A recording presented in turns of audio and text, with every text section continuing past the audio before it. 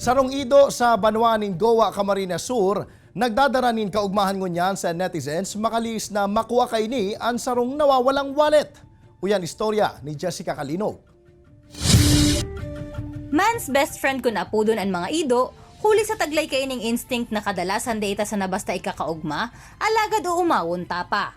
Iyan ang pinatotoohan kan sarong ido sa barangay Tagungtong, Goa, Camarines Sur, kan inimagin instrumento sa pagkakakualiwat kan nawawarang wallet kan sarong lalaki. Sigun kay Ginalyn Kalakala, may sadiri kan ido, mahilig subuot magpurot nin kun ano-ano an sa indang ataman, urog na pag inipig bubuhian tuyong banggi. Kaya sanay na sinda na kada aga, may mga nakakalat ng sinelas o kung anong gamit sa indang garahe. Alagad kinaagahan kan Oktubre 30. Nakubanan sa buot sindakan mahiling ang mga kwarta asin wallet na nakawarak sa luwas kan sa indang harong.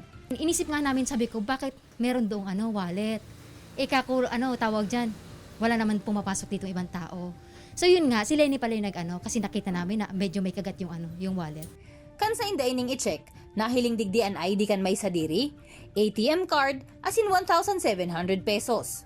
Asin kan rekisahon pa, may nahiling manalitrato kan may sadiri ka ini.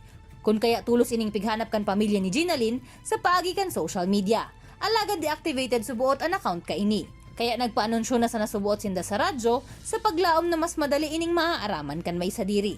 Yung father ko, after noon, siguro mga alas 9 siguro, dinala niya na doon. Sabi ko, ibigay na kasi kawawa naman, may list, may ID doon, tsaka may pera. Baka kako, kailangan mamalengke nung tapos nahulog siguro yung wallet. Kawawa naman yung may-ari. Hasta sa dayman subuot naghaloy nin perang aldaw, liwat na ining naibalik sa may sadiri. An istoryang ining na ipig-post sa social media, nakaguno manin pag-umaw hali sa mga netizens. Salamat po sa positive comments nyo, feedback sa aso namin, kahit wala siyang breed, di ba? Tsaka, sana po maging inspirasyon siya, hindi lang sa mga kapwa natin tao na pag may napulot tayo, isoli natin. Siring man, padagos na nakikipag-koordinar ang GMA News Team sa pamilya kanawaranin wallet. Kaibanan si Gerald Gandia, Jessica Calinog, Balitang Bicolandia.